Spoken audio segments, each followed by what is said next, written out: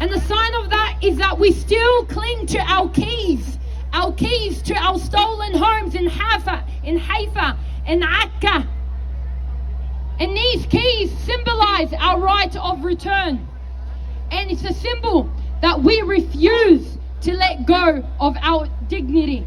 And we will continue to resist. And we will continue to celebrate our resistance as long as there is air in our lungs and Palestine in our hearts.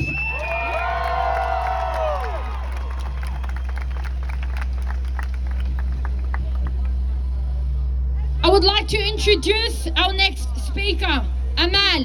Amal Nasser is a proud Palestinian refugee living on Gadigal land. She's passionate about the intersection of law and indigenous rights, and she will be talking about the right of return. Please introduce Amal.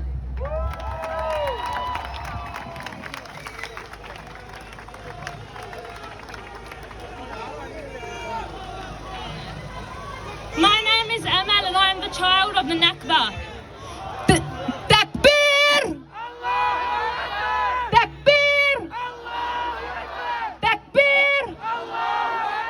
We ask you to listen to Amal while she's speaking now. My name is Amal and I'm the child of the Nakba. My beautiful grandparents were forcefully displaced from Al-Lid, and my grandmother is the only survivor of my family waiting for a free Palestine. I would like to begin by acknowledging the Gadigal people, traditional custodians of the land in which we gather today, and pay my respects to their elders past and present. And I extend that respect to the Aboriginal and Torres Strait Islander peoples here today.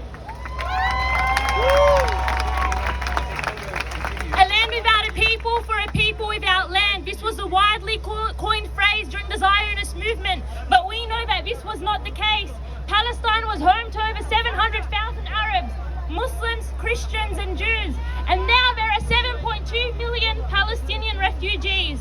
But our history is often silenced. We are often dehumanized by numbers to indeed make us a land without a people. But Really close. But I'll no longer be silenced, for we are a land with unique stories and we deserve our right to return.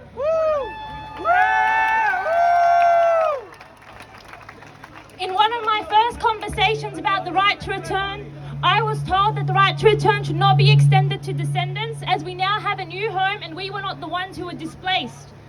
It is difficult to reconcile Australia as my home. It is difficult to call a country which oppresses its indigenous population and denies that this is stolen land. I cannot call this country my home when our leaders see the bloodbaths in Gaza and then fail to condemn them, claiming that Israel has a right to defend itself. I cannot call a country my home which does not recognize my Palestinian identity as legitimate, where Palestine is yet to be a recognized state. I cannot call this country my home because I am simply a visitor on stolen Gadigal land, waiting for my true home, my birthright to be freed, and for me to have a right to return.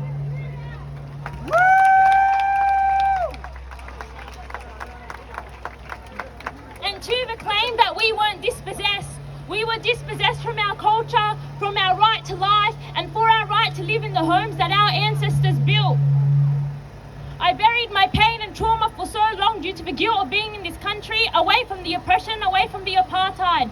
But my pain has unsurfaced and I cannot hold it back any longer. As I see the ethnic cleansing in Sheikh Jarrah and the pain of the residents losing their homes, I see that pain in myself, and I realize that Israel has taken something from me too. For so long my heart has been empty, and I realized it was always yearning for Palestine. I was yearning for the home that I have never met, yearning for my birthright and my culture. The Palestinian culture is unique and one of a kind, and that was taken from me. Palestine is about life in times of tragedy, but it is also so much more than that.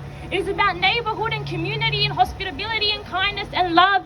And we saw that in Sheikh Jarrah, in Al-Quds and Gaza, where despite all their losses, they taught us the importance of family, community, and teaching children life.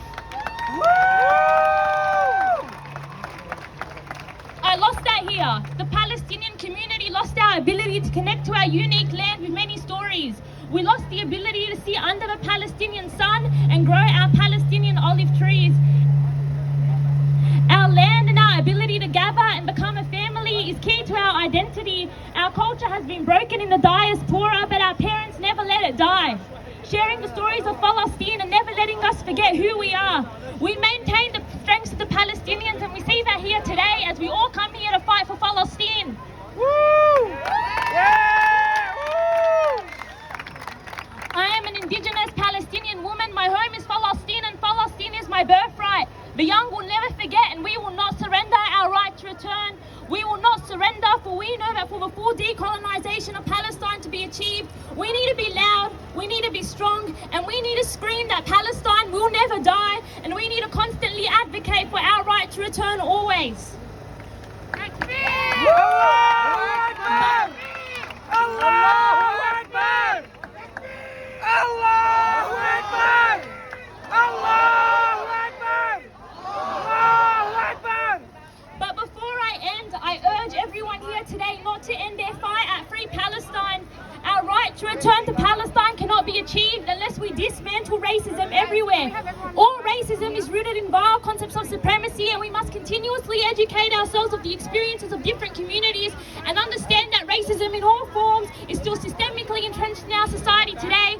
First Nations people are still ethnically cleansed on their land, where our high school syllabuses are complicit in whitewashing their history, from the stolen to the 500 Aboriginal deaths in custody since 1991. We need to support their fight in ending this. We must also understand that neo-Nazism and the ethnic cleansing of Jews did not end at the Holocaust, and we still see the horrors of violent anti-Semitism today, where synagogues and Jewish neighborhoods are being attacked by neo-Nazi white supremacists. These same white supremacists have infected our society, attacking the black community, the Asian community, the brown community, the Muslim community, simply because of the idea that one race is superior to the other. A Zionist system is an apartheid system. It is inherently systemically racism. And Palestine cannot be liberated from Zionism. We cannot have a right to return until we combat racism everywhere, because we are not free until